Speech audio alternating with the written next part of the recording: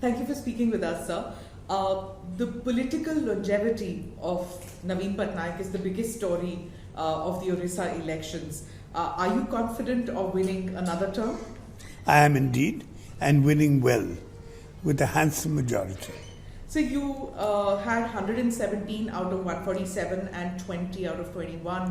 What do you think is going to be the tally this time? I think we'll have very good numbers, and I leave it to the people of the state to decide. The BJP has pulled out all stops in this campaign. They are bringing out the Prime Minister several times. They're going to be bringing out every possible person in their star campaign setup. Why do you think it's so important for the opposition to win in Odisha? Well, I think the Prime Minister has declared that they want to make a dent in the East. But they won't be able to do so in Odisha. Okay. So I have to ask you this question. What happened between you and Mr. Jayapanda? He was close to you. You were family friends. You gave him a constituency which was very sentimental to you. It was your father's constituency, Kendrapada. But then you parted ways, and in a very bitter manner. What happened? Well, as you say, Kendrapada is very precious to me because it was my father's constituency. He was very attached to it. So I gave it to Jayapanda thinking a young man could do a lot about its development. But he never bothered. Then I was pursuing the development of railways in Kendrapada, because Kendrapada is the only district on the coast which has no railway development. And a former railway minister laughed and said, "You are pursuing development of railways in Kendrapada, but your Kendrapada MP is only concerned about railway development to his mining companies."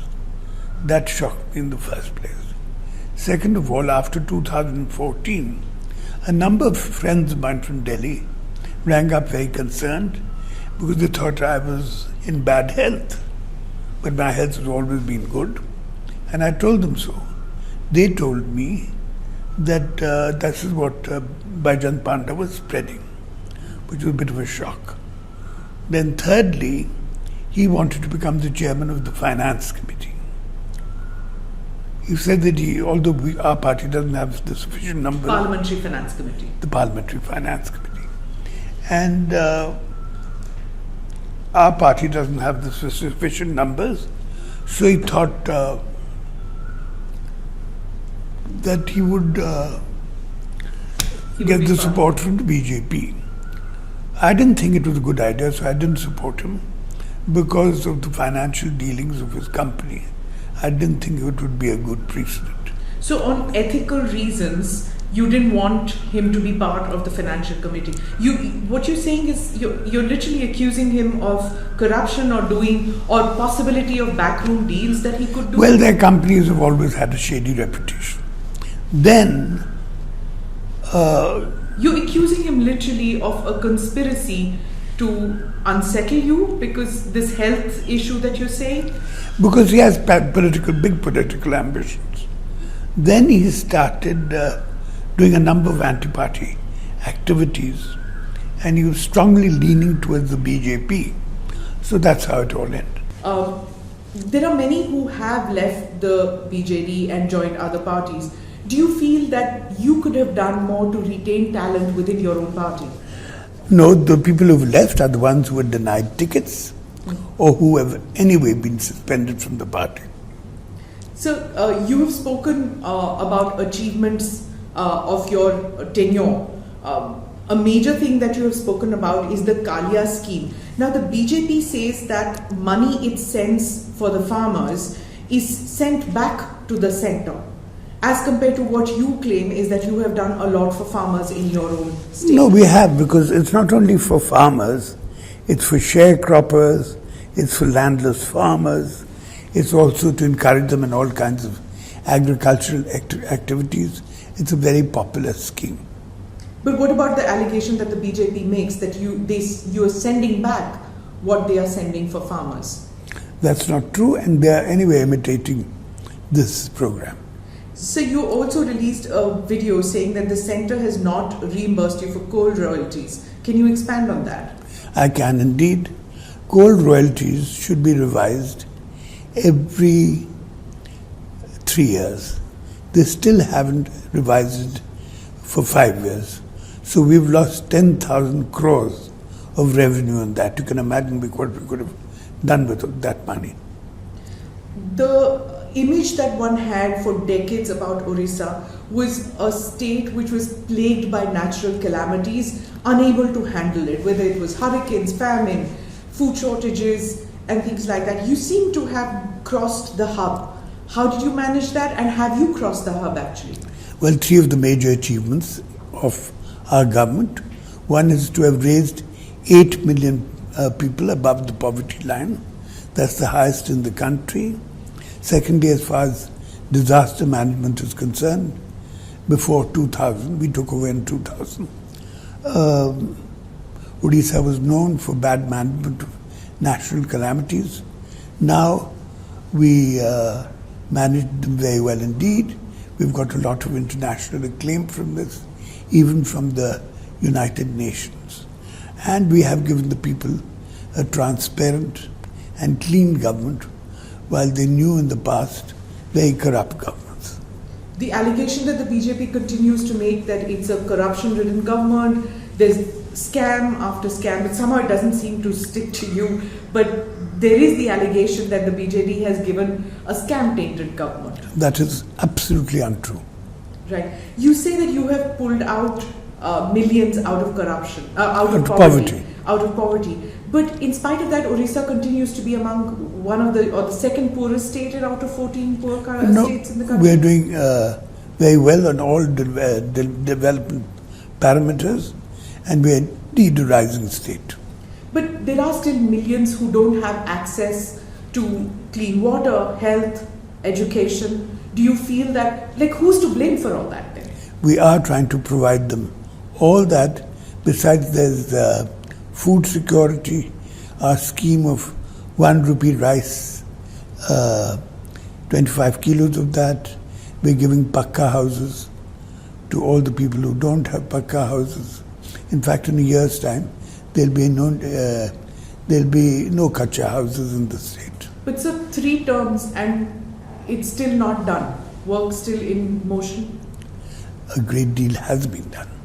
Right. But people still don't have access to it. How long do you think before Odisha can be like the other states, say in Western India, which have managed to do quite a bit? They do have access to a great deal, and we are on the move. And as far as roads are concerned, there is a wide network of roads. But what about the roads towards the villages so that there's connectivity? Because the image one still has of Odisha, unfortunately, is of a Marji carrying his wife's body because there was no hearse, there was no ambulance, there was no road to his village. When will that happen? A lot of that has happened, and the Marji incident is most unfortunate, and we're seeing that it's not repeated again. So will you be able to provide ambulances and hearses for villagers in Odisha soon? We are providing a great many ambulances. Right. So in the villages of India, in the villages of Odisha, they will be able to access healthcare and they won't be able to not access it because of a road, right? Our road network is increasing very largely. If I was to come back to politics, do you see that there is any anti-incumbency in the state about you? No, I don't find that it's true. In every elections, we've been increasing, not decreasing.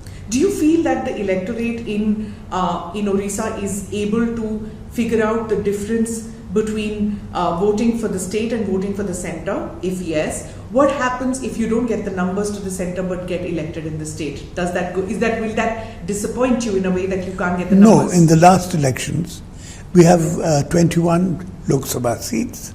We won 20. And in the assembly, we have 147 seats and we won 117. Right. But this time it doesn't look like that you will be able, at least going by all the opinion polls, it doesn't seem like you will have that kind of a sweep as far as the Lok Sabha elections are. I think we should do very well in the Lok Sabha elections. Right.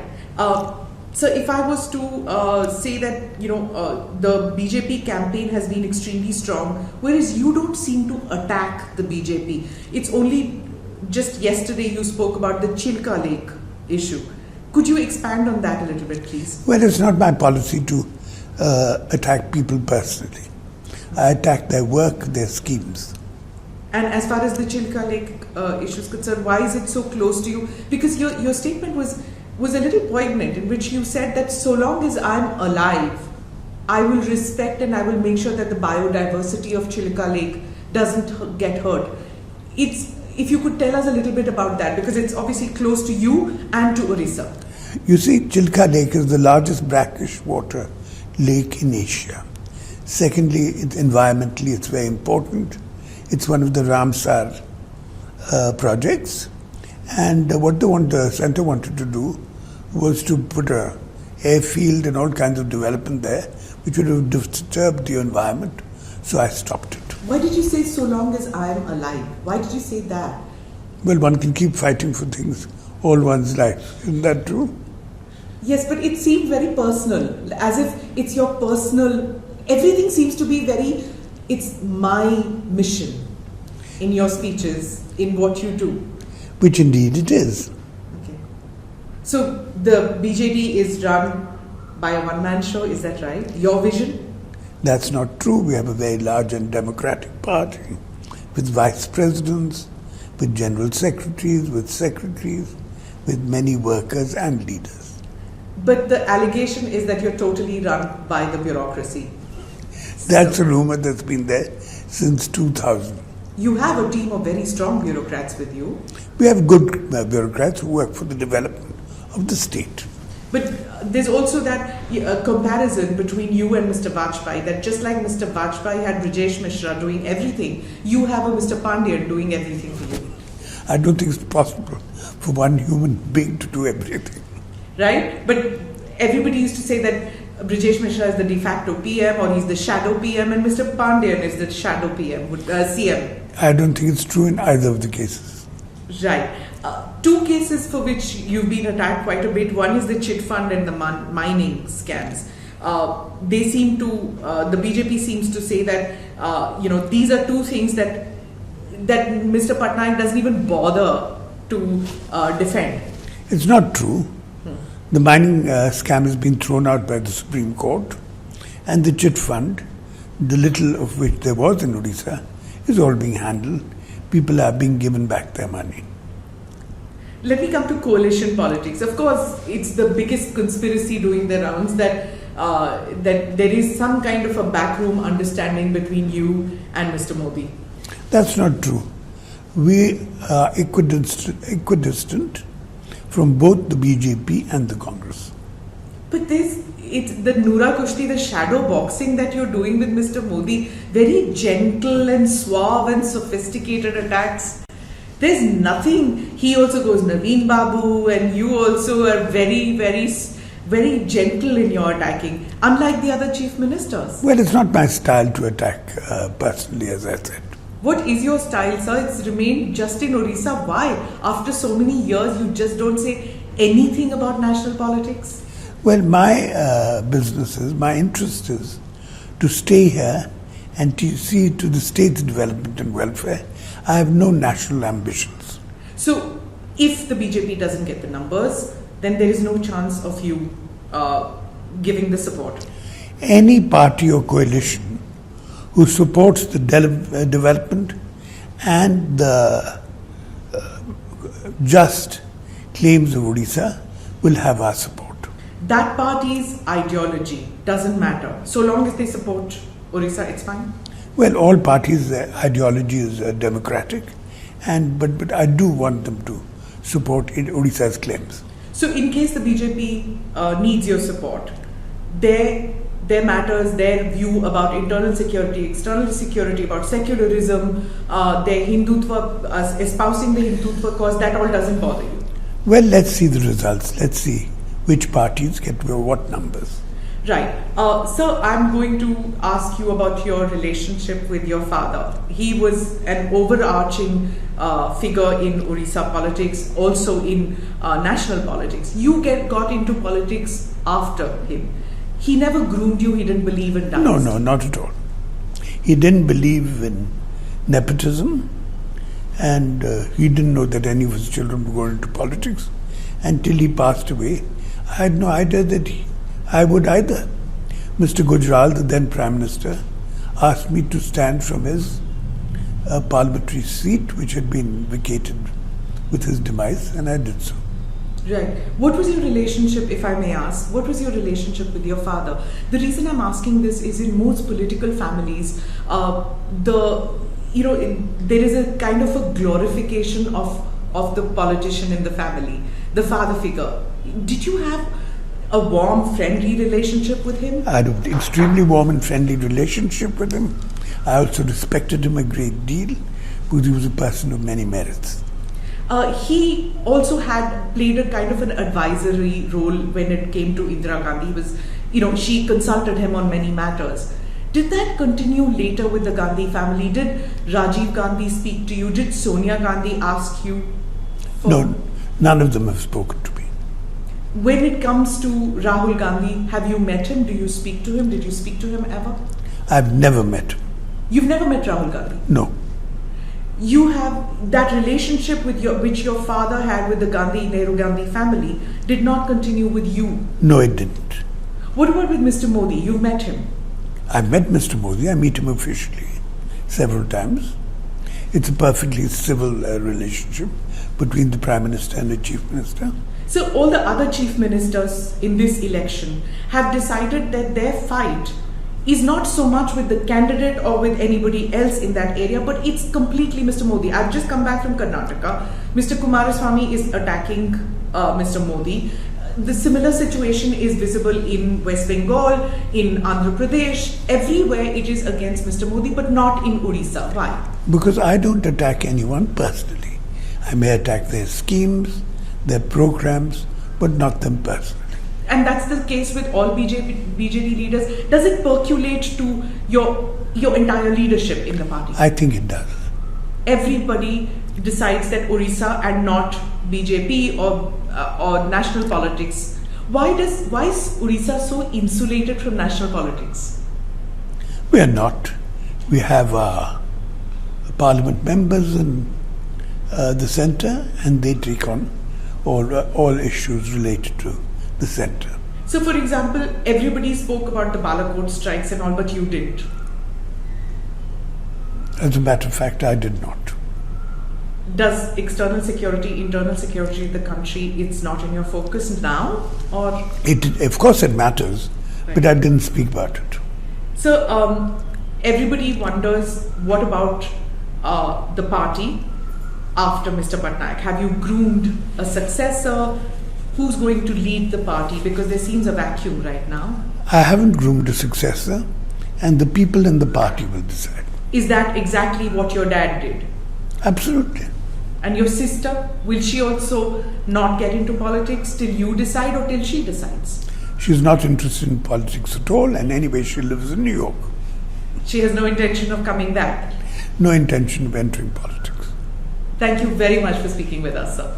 Thank you very much indeed.